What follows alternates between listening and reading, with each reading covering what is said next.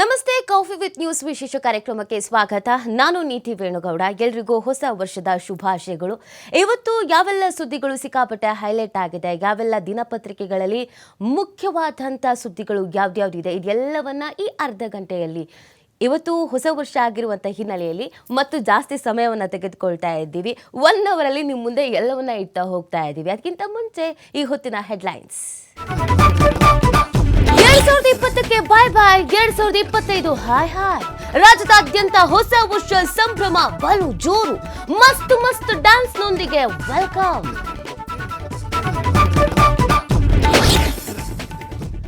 ಹೊಸ ವರ್ಷಕ್ಕೆ ಹೊಸ ಬದಲಾವಣೆ ಆಗುತ್ತಾ? ಇಂಟರ್ನೆಟ್ ಶುಲ್ಕ ಏರಿಕೆ ಸಾಧ್ಯತೆ, ಹೊಸ ಕಾರುಗಳ ಬೆಲೆಯಲ್ಲೂ ಹೆಚ್ಚಳ ಸಾಧ್ಯತೆ. ಸಿಟಿ ರವಿ ಬಂಧನ ವೇಳೆ ಖಾಕಿ ಸುತ್ತಾಡಿಸಿದ ಆರೋಪ, ಡಿಜಿಪಿಗೆ ಎಂಎಲ್ಸಿ ಸಿಟಿ ರವಿ ದೂರು, ಪೊಲೀಸ್ ಅಧಿಕಾರಿಗಳ ವಿರುದ್ಧ ಕ್ರಮಕ್ಕೆ ಒತ್ತಾಯ. 3.2 ಕೋಟಿ ಸಾಲ ಪಡೆದು ವಂಚನೆ ಆರೋಪ, ಐಶ್ವರ್ಯ ಗೌಡ ವಿರುದ್ಧ ಮತ್ತೊಂದು ದೂರು, ಅತ್ತ ಕೋರ್ಟ್ನಲ್ಲಿ ಮಧ್ಯಂತರ ಜಾಮೀನು ಮಂಜೂರು. ಮಣಿಪುರದಲ್ಲಿ ನಿಲ್ಲದ ಹಿಂಸಾಚಾರ, ಕ್ಷಮೆ ಯಾಚಿಸಿದ ಸಿಎಂ ಬಿರೇನ್. ಆಗಿದ್ದು ಆಯ್ತು, ಸಹಬಾಳ್ವೆ ನಡೆಸಿ ಎಂದ ಮುಖ್ಯಮಂತ್ರಿ.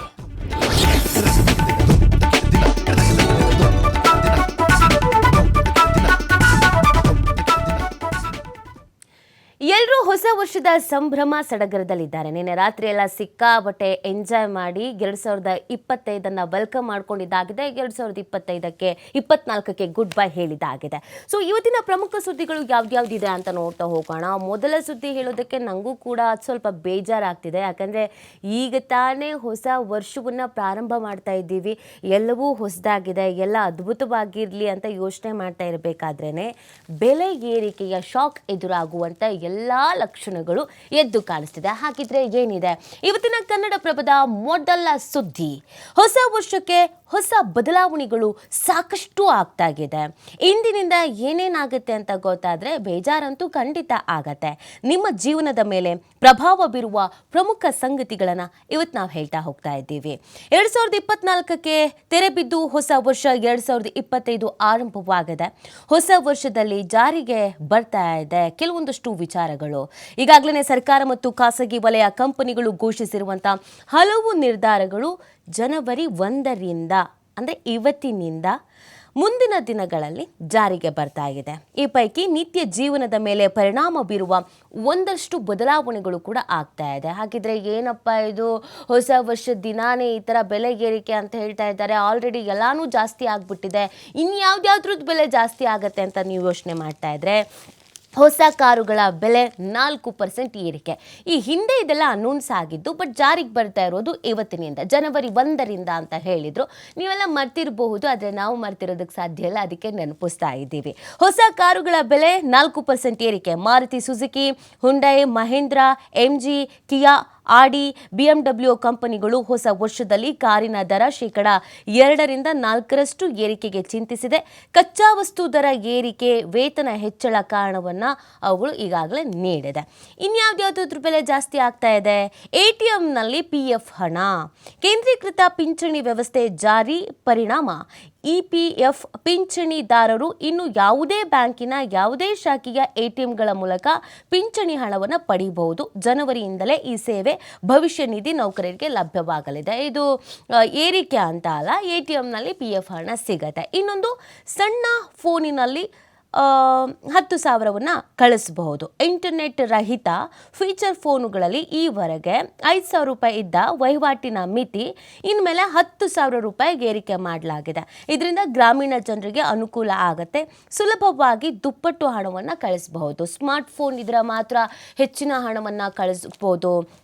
ಇಂಟರ್ನೆಟ್ ಇಲ್ಲ ಅಂತ ಹೇಳಿದ್ರೆ ಕಮ್ಮಿ ಹಣ ಕಳ್ಸೋಕ್ಕಾಗತ್ತೆ ಅಂತ ಏನು ಯೋಚನೆ ಮಾಡ್ತಾ ಇದ್ರು, ಇವತ್ತಿನಿಂದ 10,000 ಅದು ಕಳಿಸಬಹುದು. ಅದೊಂದು ಅವಕಾಶ ಆಗ್ತಾ ಇದೆ. ಇನ್ನು ರೈತರ ಸಾಲ ಮಿತಿ ಹೆಚ್ಚಳ.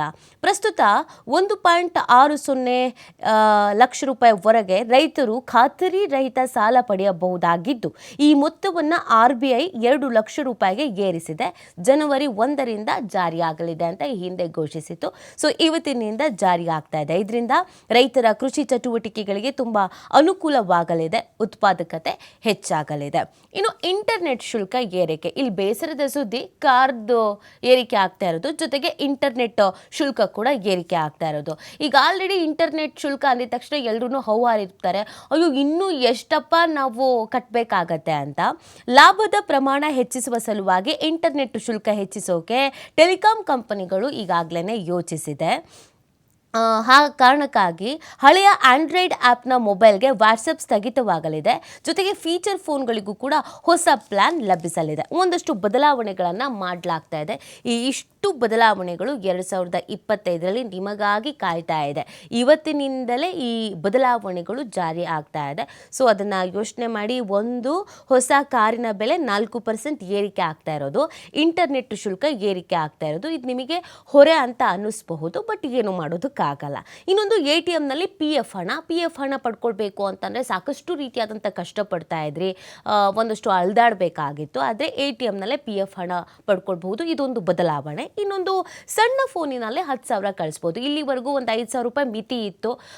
ಆಂಡ್ರಾಯ್ಡ್ ಮೊಬೈಲ್ಗಳು, ದೊಡ್ಡ ದೊಡ್ಡ ಫೋನ್ಗಳಲ್ಲೆಲ್ಲ ಆದರೆ ಜಾಸ್ತಿ ದುಡ್ಡುಗಳನ್ನ ಕಳಿಸ್ಬಹುದು ಅಂತ. ಇನ್ಮೇಲೆ ಸಣ್ಣ ಫೋನಿನಲ್ಲೇ 10,000 ರೂಪಾಯಿ ಕಳಿಸ್ಬೋದು. ರೈತರ ಸಾಲ ಮಿತಿ ಹೆಚ್ಚಳ ಆಗಿರುವಂಥ ಹಿನ್ನೆಲೆಯಲ್ಲಿ ರೈತರಿಗೆ ಇದು ಅನುಕೂಲಕರವಾಗುತ್ತೆ. ಇದಿಷ್ಟು ಹೊಸ ವರ್ಷಕ್ಕೆ ಹೊಸ ಬದಲಾವಣೆ ಶುರುವಾಗ್ತಾ ಇರುವಂಥದ್ದು. ಪ್ರಾರಂಭದಲ್ಲೇ ಒಂದಷ್ಟು ಬದಲಾವಣೆಗಳನ್ನು ತರಲಾಗ್ತಾ ಇದೆ. ಇನ್ನು ಮುಂದಿನ ಸುದ್ದಿ ಏನಿದೆ ಅಂತ ನಾವು ನೋಡ್ತಾ ಹೋಗೋಣ. ಹೊಸ ವರ್ಷದಲ್ಲಿ ಬಸ್ ಪ್ರಯಾಣ ದರ ಹೆಚ್ಚಳ ಆಗತ್ತೆ, ಇದು ಕೂಡ ಬೇಸರದ ಸುದ್ದಿ. ಒಂದು ಕಡೆಯಲ್ಲಿ ಈಗ ಆಲ್ರೆಡಿ ಇಂಟರ್ನೆಟ್ ಬೇರೆ ಜಾಸ್ತಿ ಆಗುತ್ತೆ ಅಂತಂದ್ರಿ, ಕಾರಿನ ಶುಲ್ಕ ಜಾಸ್ತಿ ಆಗುತ್ತೆ ಅಂತ ಹೇಳ್ತಾ ಇದ್ರಿ. ಇದೀಗ ಬಸ್ ಪ್ರಯಾಣ ದರ ಕೂಡ ಹೆಚ್ಚಳ ಆಗುತ್ತೆ. ಆ ನಿಟ್ಟಿನಲ್ಲಿ ಚಿಂತನೆಯನ್ನು ನಡೆಸಲಾಗಿದೆ. 15% ದರ ಏರಿಕೆಗೆ ಒತ್ತಾಯ ಮಾಡಲಾಗಿದೆ. 12% ಹೆಚ್ಚಳ ಆಗಬಹುದು ಅನ್ನುವಂಥ ನಿರೀಕ್ಷೆಯನ್ನು ಇಟ್ಕೊಳ್ಳಲಾಗಿದೆ. ದರ ಹೆಚ್ಚಳ ಯಾಕೆ? ಬಹುದಿನಗಳಿಂದ ಪ್ರತಿಭಟನೆ ಮಾಡ್ತಾ ಇದ್ದಾರೆ, ಅವ್ರ ಬೇಡಿಕೆಯನ್ನು ಇಡ್ತಾ ಇದ್ದಾರೆ. ಸೊ ಯಾವ ರೀಸನ್ ಅನ್ನೋದನ್ನು ನಾವು ನೋಡೋದಾದರೆ ನೋಡಿ, BMTCಯಲ್ಲಿ 10 ವರ್ಷ, ಇತರೆಡೆ 5 ವರ್ಷ ಹಿಂದೆ ಹೆಚ್ಚಳ ಮಾಡಿರೋದು, ಅಲ್ಲಿಂದ ಈಚೆಗೆ ಹೆಚ್ಚಳ ಮಾಡೇ ಇಲ್ಲ. ಹಾಗಾಗಿ ಮಾಡಲೇಬೇಕು ಅನ್ನುವಂಥ ಬೇಡಿಕೆಯನ್ನು ಕೂಡ ಇಡಲಾಗಿದೆ. ಇನ್ನೊಂದು ಕಡೆಯಲ್ಲಿ BMTC ದರ ಹೆಚ್ಚಳ ಮಾಡಿದಾಗ ಡೀಸೆಲ್ ದರ 55 ರೂಪಾಯಿ ಇತ್ತು. ಇತರ ನಿಗಮದಲ್ಲಿ ದರ ಏರಿಸಿದಾಗ ಡೀಸೆಲ್ ದರ 75 ರೂಪಾಯಿ ಇತ್ತು. ಈಗ ಡೀಸೆಲ್ ದರ 89 ರೂಪಾಯಿ ಆಗಿದೆ. ಹೀಗಾಗಿ ನಿತ್ಯ 4 ಕೋಟಿ ನಷ್ಟವಾಗ್ತಾ ಇದೆ. ಸರಿದೂಗಿಸ್ಕೊಂಡು ಹೋಗೋದಕ್ಕೆ ಸಾಧ್ಯ ಆಗ್ತಾ ಇಲ್ಲ. ನೋಡಿ, 5 ವರ್ಷ 10 ವರ್ಷದ ಹಿಂದೆ ಈ ಬಸ್ ದರ ಹೆಚ್ಚಳ ಆಗಿದ್ದು, ಆಗಿದ್ದ ಡೀಸೆಲ್ ರೇಟಿಗೂ ಈಗಿದ್ದ ಡೀಸೆಲ್ ರೇಟಿಗೂ ಅಜಗಜಾಂತರ ವ್ಯತ್ಯಾಸ ಇದೆ. ಇದರಲ್ಲಿ ನೀವು ಲಾಭ ಬೇಕು ಅಂತ ಅಂದರೆ ಹೆಂಗೆ ಲಾಭ ಬರ್ಸೋಕ್ಕಾಗತ್ತೆ? ನಷ್ಟನೇ ಆಗೋದಲ್ವಾ? 4 ಕೋಟಿ ನಷ್ಟ ಆಗ್ಬಿಟ್ಟಿದೆಯಂತೆ. ಸೊ ಆ ಕಾರಣಕ್ಕಾಗಿ ಏರಿಕೆಯನ್ನು ಮಾಡಲೇಬೇಕು ಅನ್ನುವಂಥ ನಿರ್ಧಾರಕ್ಕೆ ಬರಲಾಗಿದೆ. 15% ಏರಿಕೆ ಮಾಡಿ ಅನ್ನುವಂಥ ಒತ್ತಡ ಇರೋದು, ಬಟ್ 15% ಮಾಡೋದು ಡೌಟು, ತುಂಬಾ ಹೊರೆ ಆಗಬಹುದು ಅನ್ನುವಂಥ ನಿಟ್ಟಿನಲ್ಲಿ ಒಂದು 12% ಅಂತೂ ಗ್ಯಾರಂಟಿ ಏರಿಕೆ ಮಾಡ್ತಾರೆ ಅನ್ನೋದು ಗೊತ್ತಾಗ್ತಾ ಇದೆ. ಯಾವಾಗ ಮಾಡ್ತಾರೆ? ಇದು ಇವತ್ತಿನಿಂದನೇ ಜಾರಿ ಆಗ್ಬಿಡುತ್ತಾ ಅಂತಂದರೆ ಟೆನ್ಷನ್ ಏನು ತಗೋಬೇಡಿ. ಸಂಕ್ರಾಂತಿ ನಂತರ CM ಜೊತೆ ಸಭೆ ನಡೆಸಿ ನಿರ್ಧಾರವನ್ನು ಮಾಡುವಂಥ ಸಾಧ್ಯತೆಗಳು ಇದೆ ಅನ್ನೋದು ಗೊತ್ತಾಗ್ತಾ ಇದೆ. ಇನ್ನು ಮುಂದಿನ ಸುದ್ದಿ ಏನು ಅಂತ ನೋಡೋಣ. ಈ ಬಾರಿ ಅತಿ ಹೆಚ್ಚು ಅಸಮಾಧಾನಕ್ಕೆ, ಆಕ್ರೋಶಕ್ಕೆ ಕಾರಣವಾಗಿದ್ದು ಮತ್ತು ತೀರಾ ಚರ್ಚೆಗೆ ಕಾರಣವಾಗಿದ್ದು ಮಣಿಪುರ ಹಿಂಸಾಚಾರ ವಿಚಾರ. ಈ ಮಣಿಪುರ ಹಿಂಸಾಚಾರ ವಿಚಾರಕ್ಕೆ ಸಂಬಂಧಪಟ್ಟಂತೆ ಈಗ CM ಕ್ಷಮೆ ಯಾಚಿಸಿದ್ದಾರೆ. 2024ರ ಸಾಕಷ್ಟು ಕಹಿ ಘಟನೆಗಳಲ್ಲಿ ಮಣಿಪುರ ಹಿಂಸಾಚಾರ ಕೂಡ ಒಂದಾಗಿತ್ತು. 2025 ವೆಲ್ಕಮ್ ಮಾಡ್ಕೊಳ್ತಾ ಇದ್ದ ಹಾಗೇನೆ CM ಕ್ಷಮೆ ಯಾಚಿಸಿದ್ದಾರೆ. ಆಗಿದ್ದಾಯ್ತು, ಸಹಬಾಳ್ವೆಯನ್ನ ನಡೆಸಿ ಅಂತ ಬಿರೇನ್ ಕೇಳ್ಕೊಂಡಿದ್ದಾರೆ. ಗಲಭೆ ಬಗ್ಗೆ ನಿಮಗೆಲ್ಲ ಆಲ್ರೆಡಿ ಗೊತ್ತಿದೆ. ಮಣಿಪುರದಲ್ಲಿ ಮೈಥೇಯಿ, ಕುಕಿ ಜನಾಂಗಗಳ ಸಂಘರ್ಷ ಆಗಿತ್ತು. ಮೈಥೇಯಿ ಜನಾಂಗದ ಮೀಸಲು ವಿರುದ್ಧ ಕುಕಿಗಳು ದಂಗೆ ಎದ್ದಿದ್ರು. 1.5 ವರ್ಷದಿಂದ ಗಲಭೆ, 220 ಬಲಿ, 1000 ಮಂದಿಗೆ ಗಾಯ ಆಗಿತ್ತು. 400ಕ್ಕೂ ಹೆಚ್ಚು ಗುಂಡಿನ ದಾಳಿ ಆಗಿತ್ತು. 60 ಜನ ನಿರ್ವಿಸಿತ ಆಗಿತ್ತು. ಹೀಗೆ ಅನೇಕ ರೀತಿಯಾದಂಥ ಸಮಸ್ಯೆಗಳಾಗಿತ್ತು. ಇದೆಲ್ಲದಕ್ಕೂ ಇದೀಗ ಜನಾಂಗೀಯ ಸಂಘರ್ಷದ ಸಂಬಂಧ ಮಣಿಪುರದ ಮುಖ್ಯಮಂತ್ರಿ ಬಿರೇನ್ ಸಿಂಗ್ ಇದೇ ಮೊದಲ ಬಾರಿಗೆ ರಾಜ್ಯದ ಜನತೆಯ ಕ್ಷಮೆ ಯಾಚಿಸಿದ್ದಾರೆ. 1.5 ವರ್ಷದಿಂದ ಯಾವುದೇ ರೀತಿಯಾದಂಥ ಮಾತಾಡಿರಲಿಲ್ಲ, ಕ್ಷಮೆಯನ್ನು ಕೂಡ ಕೇಳಿರಲಿಲ್ಲ. ಲೋಪದೋಷಗಳಾಗಿದ್ದು ಹೌದು, ಇದ್ಯಾವುದ್ರ ಬಗ್ಗೆಯೂ ಕೂಡ ಮಾತಾಡಿರಲಿಲ್ಲ. ವರ್ಷದ ಕೊನೆಯಲ್ಲಿ ಕ್ಷಮೆ ಕೇಳಿದ್ದಾರೆ. ಆಗಿದ್ದಾಯಿತು, ಸಹಬಾಳ್ವೆಯನ್ನು ನಡೆಸಿ ಅನ್ನುವಂಥ ಕಿವಿ ಮಾತನ್ನು ಹೇಳಿದ್ದಾರೆ. ಕಿವಿಮಾತು ಹೇಳ್ತಾ ಇದ್ದ ಹಾಗೆ ಎಲ್ಲವೂ ಸರಿ ಹೋಗುತ್ತಾ, ಬದಲಾವಣೆ ಆಗತ್ತಾ ಗೊತ್ತಿಲ್ಲ, ಯಾವೆಲ್ಲ ರೀತಿಯಾದಂಥ ಬದಲಾವಣೆ ಆಗತ್ತೆ ಅಂತ. ಸೊ ಒಟ್ಟಿನಲ್ಲಿ ಕ್ಷಮೆಯನ್ನು ಕೇಳಿದ್ದಾರೆ. ಹಾಗಿದ್ರೆ ಇನ್ನು ಮುಂದಿನ ಸುದ್ದಿ ಯಾವುದಿದೆ ಅಂತ ನೋಡ್ತಾ ಹೋಗೋಣ. ಈ ವರ್ಷದಲ್ಲಿ ಸಾಕಷ್ಟು ರೀತಿಯಾದಂಥ ವಿಚಾರಗಳು ಮುನ್ನೆಲೆಗೆ ಬಂದಿತ್ತು. 2024 ಮುಗಿತಾ ಬಂತು ಅಂತಿದ್ದ ಹಾಗೇನೆ ಅತಿ ದೊಡ್ಡ ಸುದ್ದಿ ಒಂದು ಕೇಳಿಸಿದ್ದು, ರಾಜಕೀಯ ನಾಯಕರ ಹೆಸರಿನಲ್ಲಿ ಧೋಖಾ ಮಾಡಿದ್ದು, ಅದು DK ಸುರೇಶ್ ಅವರ ಹೆಸರಿನಲ್ಲಿ. ಆ ವಿಚಾರಕ್ಕೆ ಸಂಬಂಧಪಟ್ಟಂತೆ ಇದೀಗ ಆ ಪ್ರಕರಣದಲ್ಲಿ ವಂಚನೆ ಮಾಡಿದಂಥ ಐಶ್ವರ್ಯ ಏನಿದ್ರು ಆರೋಪಿ, ಆಕೆಯ ವಿರುದ್ಧ ಇನ್ನೊಂದು ಕೇಸ್ ದಾಖಲಾಗ್ಬಿಟ್ಟಿದೆ. ಏನಿದು ಇನ್ನೊಂದು ಕೇಸು ನೋಡ್ತಾ ಹೋಗೋಣ. ಮಾಜಿ ಸಂಸದರ ಸಹೋದರಿ ಅಂತ 3.2 ಕೋಟಿ ಚಿನ್ನ ಸಾಲ ಪಡೆದು ಧೋಖಾ ಮಾಡಲಾಗಿತ್ತು. 1.5 ವರ್ಷದ ಹಿಂದೆ ಸಾಲ ಪಡೆದು ಈವರೆಗೂ ಕೂಡ ಕೊಟ್ಟಿರಲಿಲ್ಲ. ಈ ಹಿನ್ನೆಲೆಯಲ್ಲಿ FIR ದಾಖಲಾಗಿತ್ತು. ಪೊಲೀಸರ ವಿಚಾರಣೆಯ ಸಂದರ್ಭದಲ್ಲಿ ಈಗ ಮತ್ತೊಂದು ಕೇಸ್ ಕೂಡ ಬಯಲಿಗೆ ಬಂದಿದೆ. ಇದೀಗ ಮತ್ತೊಂದು ಕೇಸ್ ದಾಖಲಾಗಿದೆ.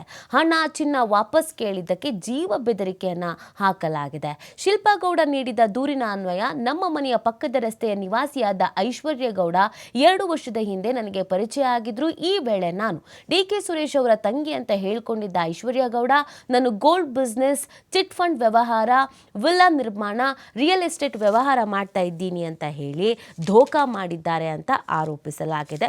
ಆ ಒಂದು ಹಿನ್ನೆಲೆಯಲ್ಲಿ ಇದೀಗ ಮತ್ತೊಂದು ಕೇಸ್ ದಾಖಲಾಗಿದೆ ಅನ್ನೋದು ಗೊತ್ತಾಗ್ತಾ ಇದೆ. ಮುಂದಿನ ಸುದ್ದಿ ಯಾವುದು ಅಂತ ನೋಡೋಣ. ಇದು ವಿಜಯ ಕರ್ನಾಟಕದಲ್ಲಿರುವಂತಹ ಪ್ರಮುಖ ಸುದ್ದಿ. H1B ವೀಸಾ ನೀತಿ ಭಾರತ ನಿಗಾ. ಏನಿದು ಸುದ್ದಿ ನೋಡೋಣ.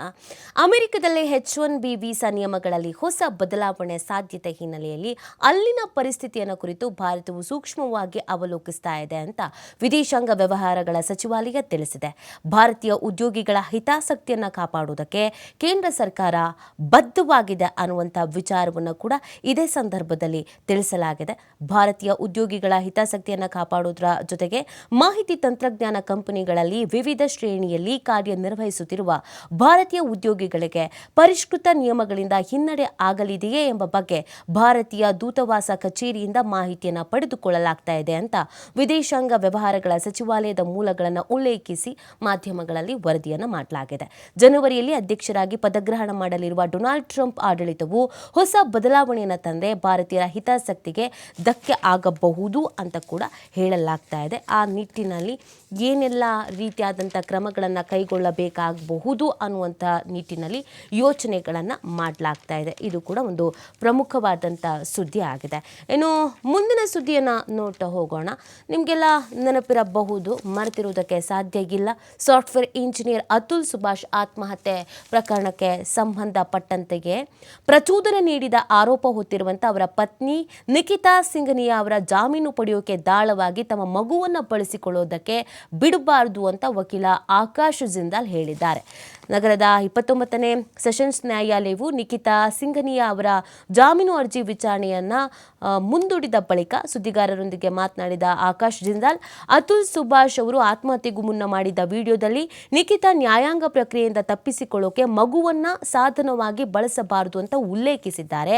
ಆದರೆ ಈಗ ಅದನ್ನೇ ಮಾಡಲಾಗ್ತಾ ಇದೆ. ನಿಖಿತಾ ಪರ ವಕೀಲರು ಕೋರ್ಟ್ನಲ್ಲಿ ಅದೇ ರೀತಿ ವಾದವನ್ನು ಮಂಡಿಸ್ತಾ ಇದ್ದಾರೆ ಅಂತ ಹೇಳ್ತಾ ಇದ್ದಾರೆ. ಅವ್ರಿಗೆ ಜಾಮೀನು ಬೇಕು ಅನ್ನುವಂಥ ನಿಟ್ಟಿನಲ್ಲಿ ಮಗುವನ್ನು ದಾಳುವಾಗಿ ಬಳಕೆ ಮಾಡ್ಕೊಳ್ತಾ ಇದ್ದಾರೆ, ಬಳಸ್ತಾ ಇದ್ದಾರೆ. ಮಗು ಇದೆ, ಚಿಕ್ಕ ಮಗು ಇದೆ, ನೋಡ್ಕೊಳ್ಬೇಕಾಗತ್ತೆ, ಈ ಥರದ್ದೆಲ್ಲವನ್ನ ಹೇಳಿ ದಾಳುವಾಗಿ ಬಳಕೆ ಮಾಡ್ಕೊಳ್ಳಲಾಗ್ತಾ ಇದೆ ಅಂತ. ಆದರೆ ಸಾಯೋದಕ್ಕಿಂತ ಮುಂಚೆ ಒಂದು ವಿಡಿಯೋವನ್ನು ಮಾಡಿದ್ರು ಅತುಲ್. ಸಂಪೂರ್ಣವಾಗಿ ಆ ವಿಡಿಯೋ 90 ನಿಮಿಷಗಳ ವಿಡಿಯೋ ಆಗಿತ್ತು. ಆ ವಿಡಿಯೋದಲ್ಲಿ ನನ್ನ ಮಗುವನ್ನು ನನ್ನ ತಂದೆ ತಾಯಿಯೇ ನೋಡ್ಕೊಳ್ಬೇಕು ಅನ್ನೋದನ್ನು ಕೂಡ ಉಲ್ಲೇಖಿಸಿದ್ರು. ಅದರ ಜೊತೆಗೆ ಅವರು ಇನ್ನೊಂದಷ್ಟು ವಿಚಾರವನ್ನು ಹೇಳಿದರು. ನನ್ನ ಮಗುವನ್ನು ನನ್ನ ತಂದೆ ತಾಯಿ ನೋಡ್ಕೊಳ್ಳೋದ್ರ ಜೊತೆಗೆ ದಾಳವಾಗಿ ನನ್ನ ಮಗುವನ್ನು ಬಳಕೆ ಮಾಡಿಕೊಳ್ಳಬಾರದು ಅನ್ನುವಂಥ ವಿಚಾರವನ್ನು ಕೂಡ ಹೇಳಿದರು. ಯಾವುದೇ ಕಾರಣಕ್ಕೂ ಜಾಮೀನು ವಿಚಾರಕ್ಕೆ ಸಂಬಂಧಪಟ್ಟಂತೆ ನನ್ನ ಮಗುವನ್ನು ಬಳಕೆ ಮಾಡ್ಕೊಳ್ಬಾರ್ದು ಅಂತ ಹೇಳಿದರು. ಆದರೆ ಈಗ ನಿಖಿತಾ ಪರ ವಕೀಲರು ಮಗುವನ್ನೇ ದಾಳುವಾಗಿ ಮಾಡ್ಕೊಳ್ತಾ ಇದ್ದಾರೆ. ಇದು ಸರಿ ಅಲ್ಲ ಅನ್ನುವಂಥ ವಿಚಾರವನ್ನು ಕೂಡ ಹೇಳಲಾಗಿದೆ. ಸೊ ಜಾಮೀನು ಸಿಗುತ್ತಾ ಸಿಗಲ್ವಾ, ಮುಂದಿನ ಬೆಳವಣಿಗೆ ಏನು ಆಗಬಹುದು ಅನ್ನುವಂಥದ್ದು ಸಾಕಷ್ಟು ಕುತೂಹಲಕ್ಕೆ ಕಾರಣವಾಗಿದೆ. ಕೋರ್ಟ್ನಲ್ಲಿ ಏನಾಗುತ್ತೆ ಅನ್ನೋದನ್ನು ಕಾದು ನೋಡಬೇಕಾಗಿದೆ. ಇನ್ನು ಮುಂದಿನ ಸುದ್ದಿ ಏನಿದೆ ಅಂತ ನಾವು ನೋಡೋದಾದರೆ ಪಡಿತರ OTP ಸೌಲಭ್ಯವನ್ನು ಬಂದ್ ಮಾಡಲಾಗಿದೆ. ಮೊಬೈಲ್ ಬಳಕೆ ಜನಪ್ರಿಯವಾದ ನಂತರ ಪಡಿತರ ವಿತರಣೆಯಲ್ಲಿ ಉಪಯೋಗಿಸಿದಂಥ OTP ಒನ್ ಟೈಮ್ ಪಾಸ್ವರ್ಡ್ ಸೌಲಭ್ಯ ಸಂಪೂರ್ಣವಾಗಿ ಸ್ಥಗಿತ ಆಗಿರುವಂಥದ್ದು. ನ್ಯಾಯಬೆಲೆ ಅಂಗಡಿಗಳು ಸೇರಿದಂತೆ ರಾಜ್ಯದ ಪಡಿತರ ವಿತರಣಾ ಕೇಂದ್ರಗಳಲ್ಲಿ OTP ಸೌಲಭ್ಯ ಬಳಸಿಕೊಂಡು ಪಡಿತರ ಪಡೆಯೋಕೆ ಇನ್ನು ಮುಂದೆ ಅವಕಾಶ ಅನ್ನೋದು ಇಲ್ಲ.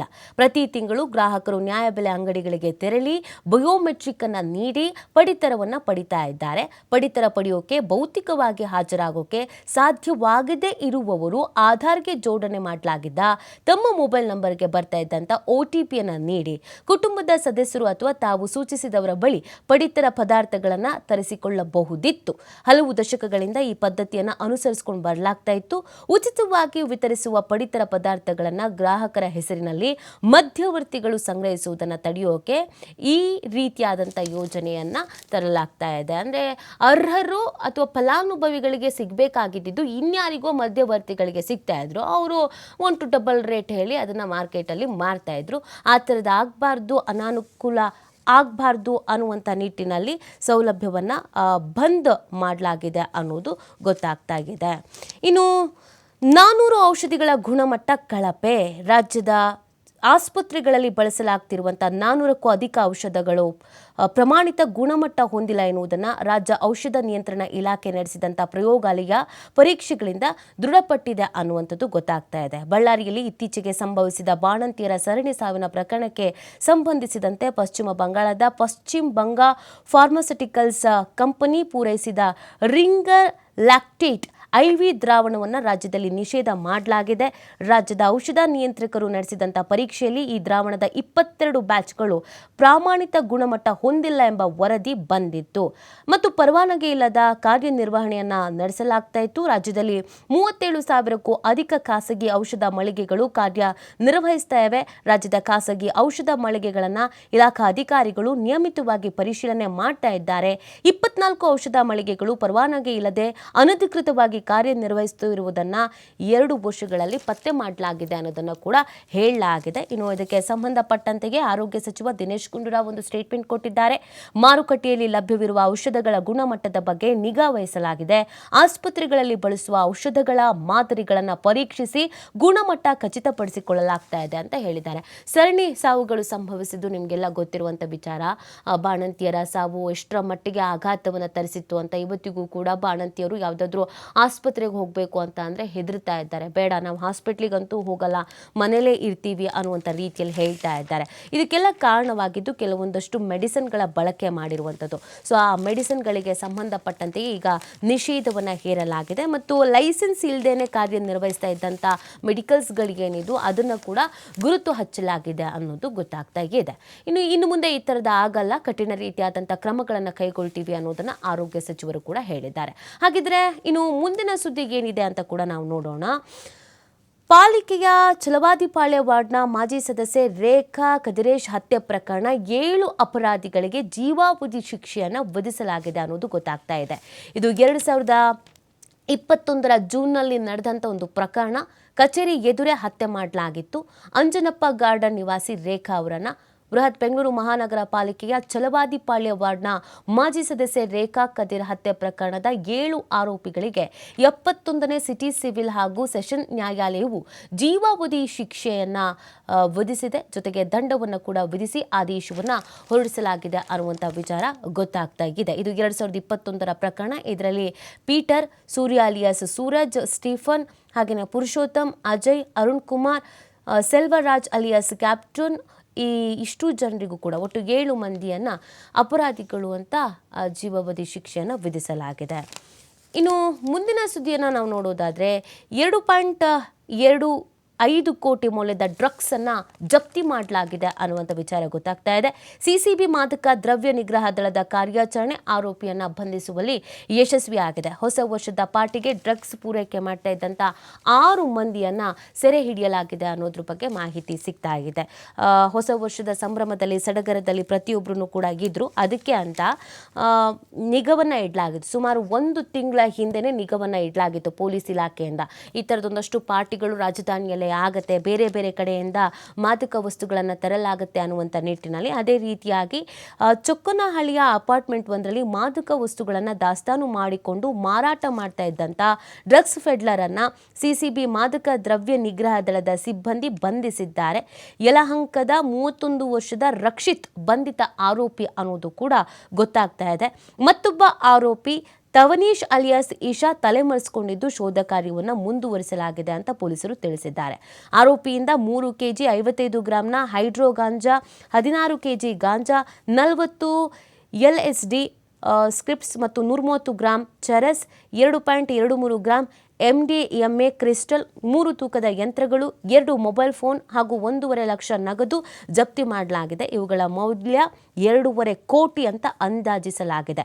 ನಗರ ಪೊಲೀಸ್ ಕಮಿಷನರ್ ಬಿ ದಯಾನಂದ್ ಪತ್ರಿಕಾಗೋಷ್ಠಿಯಲ್ಲಿ ಈ ವಿಚಾರದ ಬಗ್ಗೆ ಮಾಹಿತಿಯನ್ನು ಹಂಚಿಕೊಂಡಿದ್ದಾರೆ. ಇದು ಬೆಂಗಳೂರಿನಲ್ಲಿ ವಶ ಪಡ್ಕೊಂಡಿದ್ದಂಥದ್ದು. ನೋಡಿ, ಬೆಂಗಳೂರಿನಲ್ಲಿ ನ್ಯೂ ಇಯರ್ ಅಂತ ಹೇಳಿದ ತಕ್ಷಣ ಪಾರ್ಟಿಗಳು, ಸೆಲೆಬ್ರೇಷನ್ಗಳು ಪ್ರತಿ ವರ್ಷವೂ ಕೂಡ ಇದ್ದೇ ಇರುತ್ತೆ. ಸೊ ಆ ಸೆಲೆಬ್ರೇಷನ್ ಅಂತ ಅಂದರೆ ಪೊಲೀಸರಿಗೆ ಒಂದಷ್ಟು ರೀತಿಯಾದಂಥ ವಿಚಾರಗಳು, ನ್ಯೂಸ್ಗಳು ಸಿಗ್ತಾ ಇರುತ್ತೆ. ಯಾಕಂದರೆ ಈ ಬಾರಿಯ ಸೆಲೆಬ್ರೇಷನ್ ಇನ್ನು ಯಾವ್ಯಾವ ರೀತಿಯ ಆಗುತ್ತೋ ಏನೋ ಅನ್ನುವಂಥ ಒಂದು ಆತಂಕ ಕೂಡ ಇದ್ದೇ ಇರುತ್ತೆ. ಪ್ರತಿ ವರ್ಷವೂ ಒಂದಲ್ಲ ಒಂದು ಪಾರ್ಟಿಗಳು ನಡೆಸುವಂಥದ್ದು, ಆ ಥರದ್ದು ಎಲ್ಲ ಘಟನೆಗಳು ಕೂಡ ನಡೀತಾ ಇರುತ್ತೆ. ಹಾಗಾಗಿ ಯಾವುದೇ ರೀತಿಯಾದಂಥ ಘಟನೆಗಳು ನಡಿಬಾರ್ದು ಅನ್ನುವಂಥ ನಿಟ್ಟಿನಲ್ಲಿ ಸಾಕಷ್ಟು ಅಲರ್ಟ್ ಆಗಲಾಗಿತ್ತು. ಆ ಹಿನ್ನೆಲೆಗಳಿಗೆ ಇದೀಗ ವಶಕ್ಕೆ ಪಡೆದುಕೊಳ್ಳಲಾಗಿದೆ. ಇನ್ನು ಮುಂದಿನ ಸುದ್ದಿ ಏನಿದೆ ಅನ್ನೋದನ್ನು ನೋಡ್ತಾ ಹೋಗೋಣ. ವಿಜಯವಾಣಿಯಲ್ಲಿ ಪ್ರಮುಖವಾದಂಥ ಹೈಲೈಟ್ಸ್ಗಳು ಏನಿದೆ, 2025ರಲ್ಲಿ ಯಾವುದಾದ್ರೂ ಗುಡ್ ನ್ಯೂಸ್ ಇದೆಯಾ ಅಥವಾ ಯಾವುದಾದ್ರೂ ರೀತಿಯಾದಂಥ ವಿಚಾರಗಳಿದೆಯಾ, ಪ್ರಮುಖವಾದಂಥ ಅನೌನ್ಸ್ಮೆಂಟ್ ಯಾವುದಾದ್ರೂ ಇದೆಯಾ, ಸೊ ಇದೆಲ್ಲವನ್ನು ಕೂಡ ನೋಡ್ತಾ ಹೋಗೋಣ. ಈಗಾಗಲೇ ನಾವು ನೋಡಿರುವಂಥ ಎಲ್ಲ ಪ್ರಕರಣಗಳಲ್ಲೂ ಕೂಡ 2024ರಲ್ಲಿ ಯಾವೆಲ್ಲ ಘಟನೆಗಳು ನಡೆದಿದ್ವೋ ಅದಕ್ಕೆ ಸಂಬಂಧಪಟ್ಟಂತೆಗೆ ಕೆಲವೊಂದಷ್ಟು ತನಿಖೆಗಳು ನಡೀತಾ ಇರೋದು, ಕೆಲವೊಂದಷ್ಟು ಜನರ ವಶಕ್ಕೆ ಪಡ್ಕೊಂಡಿರೋದು, ಇದೆಲ್ಲ ಸುದ್ದಿಗಳನ್ನು ನೋಡಿದ್ವಿ. ಈಗ ನೋಡಿ, ಸಾರಿಗೆ ನಿಗಮಗಳ ಸಾಲ ಬೇಡಿಕೆಗೆ ಸರ್ಕಾರ ಒಪ್ಪಿಗೆಯನ್ನು ಕೊಟ್ಟಿದೆ ಅನ್ನುವಂಥದ್ದು ಗೊತ್ತಾಗ್ತಾ ಇದೆ. ಸಿಬ್ಬಂದಿಗೆ ಭವಿಷ್ಯ ನಿಧಿ 8ನೇ ಬಾಕಿ ಪಾವತಿಗೆ 2,000 ಕೋಟಿ ಸಾಲ. ಬಾಕಿ ಕ್ರೋಢೀಕರಣಕ್ಕೆ ಕಾರಣ ಏನು ಅನ್ನೋದನ್ನು ನಾವು ನೋಡೋದಾದರೆ, ಇಂಧನ ವೆಚ್ಚ ಹೆಚ್ಚಳ, ತುಟ್ಟಿ ಭತ್ಯೆ ಹೆಚ್ಚಳದಿಂದ ಕಾರ್ಯಾಚರಣೆ ವೆಚ್ಚದಲ್ಲಿ ಏರಿಕೆ ಆಗಿದೆ. ವಿದ್ಯಾರ್ಥಿ ರಿಯಾಯಿತಿ ಪಾಸ್ ದರದಲ್ಲಿ 2012ರಿಂದ ಪರಿಷ್ಕರಣೆ ಆಗದೇ ಇರುವುದು ಕೂಡ ಲಾಸಸ್ಗೆ ಕಾರಣವಾಗಿದೆ. ಪ್ರತಿದಿನ ಸರಾಸರಿ ಇಂಧನ ವೆಚ್ಚ 9.16 ಕೋಟಿ ರೂಪಾಯಿ ಇದ್ದು, ಪ್ರಸ್ತುತ ಸರಾಸರಿ ಇಂಧನ ವೆಚ್ಚ 13.21 ಕೋಟಿ ರೂಪಾಯಿ ಆಗಿದ್ದು, ಪ್ರತಿದಿನ ಇಂಧನ ವೆಚ್ಚ 4.4 ಕೋಟಿ ರೂಪಾಯಿ ಹೆಚ್ಚಾಗಿದೆ. 2023ರ ಮಾರ್ಚ್ 1ರಿಂದ ಜಾರಿಗೊಳಿಸಿರುವಂತಹ ಸಿಬ್ಬಂದಿ ವೇತನ ಪರಿಷ್ಕರಣೆಯಿಂದ ಮಹಾಯಾನೆ ವೆಚ್ಚ 54.23 ಕೋಟಿ ರೂಪಾಯಿ ಹೆಚ್ಚಾಗಿದೆ. ಕೋವಿಡ್ ಸಂದರ್ಭದಲ್ಲಿ ನಿವ್ವಳ ವೇತನ ಪಾವತಿಗಾಗಿ ಮಾತ್ರ ಅನುದಾನ ಬಿಡುಗಡೆ ಮಾಡಿದ್ದು, ಇದರಿಂದ ಒಟ್ಟು ವೇತನ ಹಾಗೂ ನಿವ್ವಳ ವೇತನ ವ್ಯತ್ಯಾಸ ಮೊತ್ತ ಕ್ರೋಢೀಕರಣವಾಗಿದೆ. ಯಾವುದಕ್ಕೆ ಎಷ್ಟು ಅಗತ್ಯ ಇದೆ ಅನ್ನೋದ್ರ ಬಗ್ಗೆ ಕೂಡ ಚರ್ಚೆಯನ್ನು ಮಾಡಲಾಗಿದೆ. ರಾಜ್ಯದ 4 ಸಾರಿಗೆ ಸಂಸ್ಥೆಗಳ ಸಿಬ್ಬಂದಿಯ ಭವಿಷ್ಯ ನಿಧಿ ಬಾಕಿ ಪಾವತಿ ಮಾಡುವುದಕ್ಕೆ ಹಾಗೂ ಇಂಧನ ಬಾಕಿ ಹೊಣೆಗಾರಿಕೆ ಪಾವತಿಸೋಕೆ ಹಣಕಾಸು ಸಂಸ್ಥೆಗಳಿಂದ 2,000 ಕೋಟಿ ರೂಪಾಯಿ ಸಾಲ ಪಡೆಯೋಕೆ ಸರ್ಕಾರ ಅನುಮೋದನೆಯನ್ನು ನೀಡಿದೆ. ರಾಜ್ಯ ರಸ್ತೆ ಸಾರಿಗೆ ನಿಗಮ, ಬೆಂಗಳೂರು ಮಹಾನಗರ ಸಾರಿಗೆ ಸಂಸ್ಥೆ, ವಾಯುವ್ಯ ಕರ್ನಾಟಕ ರಸ್ತೆ ಸಾರಿಗೆ ಸಂಸ್ಥೆ ಮತ್ತು ಕಲ್ಯಾಣ ಕರ್ನಾಟಕ ರಸ್ತೆ ಸಾರಿಗೆ ನಿಗಮಗಳಲ್ಲಿ ಶಕ್ತಿ ಯೋಜನೆ ಅನುಷ್ಠಾನದಿಂದಾಗಿ ಆದಾಯ ಗಳಿಕೆಯಲ್ಲಿ ಹೆಚ್ಚಳ ಉಂಟಾಗಿದ್ರು ನಗದು ಒಳಹರಿವಿನ ಮೇಲೆ ವ್ಯತಿರಿಕ್ತ ಪರಿಣಾಮ ಬೀರಿದೆ. ನಿಗಮಗಳು ಕಳೆದ ಹಲವಾರು ವರ್ಷಗಳಿಂದ ನಷ್ಟವನ್ನು ಅನುಭವಿಸ್ತಾ ಇದ್ದು ನಗದು ಹರಿವಿನಲ್ಲಿ ಕೊರತೆ ಉಂಟಾಗಿದೆ ಅಂತ ಸರ್ಕಾರ ಇದೇ ವೇಳೆ ಒಪ್ಕೊಂಡಿದೆ. ಹೌದು, ಲಾಸ್ನಲ್ಲಿ ಇರೋದು ಹೌದು ಅನ್ನೋದನ್ನು ಒಪ್ಕೊಳ್ಳಲಾಗಿದೆ. ಶಕ್ತಿ ಯೋಜನೆಯಿಂದ ಅಧಿಕ ರೀತಿಯಾದಂಥ ಲಾಭ ಇನ್ನೂ ಆಗ್ತಾ ಇದೆ. ಅದನ್ನು ಸರಿದೂಗಿಸ್ಕೊಂಡು ಹೋಗೋದಕ್ಕೆ ಸಾಧ್ಯ ಆಗ್ತಾ ಇಲ್ಲ. ಕಾರಣ ಪರಿಷ್ಕರಣೆಯೇ ಆಗದಂಥ ಅನೇಕ ವಿಚಾರಗಳು ಕೂಡ ಇರುವಂಥ ಹಿನ್ನೆಲೆಯಲ್ಲಿ ಸಾಕಷ್ಟು ರೀತಿಯಾದಂಥ ನಷ್ಟ ಆಗ್ತಾ ಇದೆ ಅನ್ನೋದನ್ನು ಸರ್ಕಾರವೇ ಇದೀಗ ಒಪ್ಕೊಂಡಿದೆ. ಇನ್ನು ಮುಂದಿನ ಸುದ್ದಿ ಯಾವುದು ಅಂತ ನೋಡೋಣ. ಶಬರಿಮಲೆ ಭಕ್ತರ ಸಂಖ್ಯೆಯಲ್ಲಿ ಹೆಚ್ಚಳ ಆಗಿದೆ ಅನ್ನುವಂಥ ಮಾಹಿತಿ ಸಿಗ್ತಾ ಇದೆ. ವರ್ಷದಿಂದ ವರ್ಷಕ್ಕೆ ಶಬರಿಮಲೆ ಭಕ್ತರ ಸಂಖ್ಯೆಯಲ್ಲಿ ಹೆಚ್ಚಳ ಆಗ್ತಾ ಇರೋದ್ರ ಬಗ್ಗೆ ಮಾಹಿತಿಯನ್ನು ಹಂಚಿಕೊಳ್ಳಲಾಗಿದೆ. ಮಕರ ಸಂಕ್ರಮಣ ಪೂಜೆಗಾಗಿ ಸೋಮವಾರ ಶಬರಿಮಲೆ ಶ್ರೀ ಅಯ್ಯಪ್ಪ ದೇಗುಲದ ಗರ್ಭಗುಡಿ ಬಾಗಿಲು ತೆರೆಯಲಾಗಿದ್ದು, ಮೊದಲ ದಿನವೇ 66,394 ಭಕ್ತರು ದೇವರ ದರ್ಶನವನ್ನು ಪಡೆದ್ರು ಅನ್ನೋದು ಗೊತ್ತಾಗ್ತಾ ಇದೆ. ಇದರಲ್ಲಿ 15,655 ಮಂದಿ ಸ್ಪಾಟ್ ಬುಕಿಂಗ್ ಮೂಲಕ, 3,479 ಮಂದಿ ಪುಲಿಮೇಡು ಪಾರಂಪರಿಕ ಹಾದಿ ಮೂಲಕ ದರ್ಶನಕ್ಕೆ ಆಗಮಿಸಿದ್ರು. ಬೆಳಗ್ಗೆಯಿಂದಲೇ ಭಕ್ತರ ದಟ್ಟಣೆ ಹೆಚ್ಚಾಗಿತ್ತು. ಇತರ ರಾಜ್ಯಗಳಿಂದ ಆಗಮಿಸುವ ಭಕ್ತರ ಸಂಖ್ಯೆ ಪರಿಗಣಿಸಿ ಪಂಪಿಯಲ್ಲಿ ಸ್ಪಾಟ್ ಬುಕಿಂಗ್ನಲ್ಲಿ 10 ಕೇಂದ್ರಗಳನ್ನು ತೆರೆಯಲಾಗಿತ್ತು. ಜನವರಿ 12ರಂದು ಪಂದಳಂ ಒಲಿಯೊಕೊಯ್ಕಲ್ ಶ್ರೀ ಧರ್ಮಶಾಸ್ತ್ರ ದೇವಸ್ಥಾನದಿಂದ ಅಯ್ಯಪ್ಪನ ವಿಗ್ರಹಕ್ಕೆ ತೊಡಿಸಲಿರುವ ತಿರುವಾಭರಣ ಭವ್ಯ ಮೆರವಣಿಗೆ ಆರಂಭಗೊಳ್ಳಲಿದೆ. ಜನವರಿ 14ರಂದು ಮಕರ ಜ್ಯೋತಿ ದರ್ಶನವಾಗಲಿದ್ದು ಅಂದು ಸಂಜೆ 5ಕ್ಕೆ ಗರ್ಭಗುಡಿ ಬಾಗಿಲು ತೆರೆಯಲಾಗುವುದು. ಸಂಕ್ರಮಣ ಸಂಧ್ಯಾಕಾಲದಲ್ಲಿ ಶ್ರೀ ಅಯ್ಯಪ್ಪ ವಿಗ್ರಹಕ್ಕೆ ತಿರುವಾಭರಣ ತೊಡಿಸಿ ದೀಪಾರಾಧನೆಯೊಂದಿಗೆ ಮಕರ ಜ್ಯೋತಿ ದರ್ಶನವಾಗಲಿದೆ. ಮಕರ ಸಂಕ್ರಮಣ ಪೂಜಾ ಮಹೋತ್ಸವ ಅಂಗವಾಗಿ ಜನವರಿ 19ರವರೆಗೆ ಶ್ರೀ ಅಯ್ಯಪ್ಪ ದೇವರ ದರ್ಶನಕ್ಕೆ ಅವಕಾಶವನ್ನು ಕಲ್ಪಿಸಲಾಗಿದೆ. 19ರ ರಾತ್ರಿ 11ಕ್ಕೆ ಗರ್ಭಗುಡಿ ಬಾಗಿಲು ಮುಚ್ಚಲಾಗುತ್ತೆ. 20ರ ಬೆಳಗ್ಗೆ ಪಂದಳ ರಾಜಮನೆತನದ ಪ್ರತಿನಿಧಿಯಿಂದ ಅಯ್ಯಪ್ಪನ ದರ್ಶನದೊಂದಿಗೆ ಗರ್ಭಗುಡಿ ಬಾಗಿಲು ಮುಚ್ಚುವ ಮೂಲಕ ಮಕರ ಸಂಕ್ರಮಣ ಮಹೋತ್ಸವ ಸಂಪನ್ನಗೊಳ್ಳಲಿದೆ ಅನ್ನೋದು ಗೊತ್ತಾಗ್ತಾ ಇದೆ. ಪ್ರತಿ ವರ್ಷದಂತೆ ಈ ವರ್ಷವೂ ಕೂಡ ಹೆಚ್ಚಿನ ರೀತಿಯಾದಂಥ ಭಕ್ತರು ಆಗಮಿಸಿದ್ದಾರೆ ಅನ್ನೋದು ಗೊತ್ತಾಗ್ತಾ ಇದೆ. ಆಲ್ರೆಡಿ ಸ್ಪಾಟ್ ಬುಕ್ಕಿಂಗ್ ಎಲ್ಲ ಮಾಡ್ಕೊಳ್ಳಲಾಗಿತ್ತಂತೆ. ಇನ್ನೇನು ಮಕರ ಸಂಕ್ರಾಂತಿ ಬಂದಿರುವಂಥ ಹಿನ್ನೆಲೆಯಲ್ಲಿ ಆ ನಿಟ್ಟಿನಲ್ಲೂ ಕೂಡ ಹೆಚ್ಚಿನ ಸಂಖ್ಯೆಯಲ್ಲಿ ಭಕ್ತರು ಆಗಮಿಸುವಂಥ ಸಾಧ್ಯತೆಗಳು ಇದೆ ಅನ್ನುವಂಥ ನಿಟ್ಟಿನಲ್ಲಿ ಹೆಚ್ಚಿನ ರೀತಿಯಾದಂಥ ಸಿದ್ಧತೆಗಳನ್ನು ಮಾಡಿಕೊಳ್ಳಲಾಗಿದೆ ಅನ್ನೋದು ಗೊತ್ತಾಗ್ತಾ ಇದೆ. ನೋಡಿ, ಇದು ಇವತ್ತಿನ ರಾಜ್ಯದ ಅನೇಕ ಸುದ್ದಿ ಪತ್ರಿಕೆಗಳಲ್ಲಿ ಬಂದಂಥ ಪ್ರಮುಖವಾದಂಥ ವಿಚಾರಗಳಾಗಿದೆ. ಇದಾಗಿತ್ತು ಇವತ್ತಿನ ವಿಶೇಷ. ನೋಡ್ತಾ ಇರಿ TV5, ಇದು ವಾಸ್ತವದ ಪ್ರತಿರೂಪ.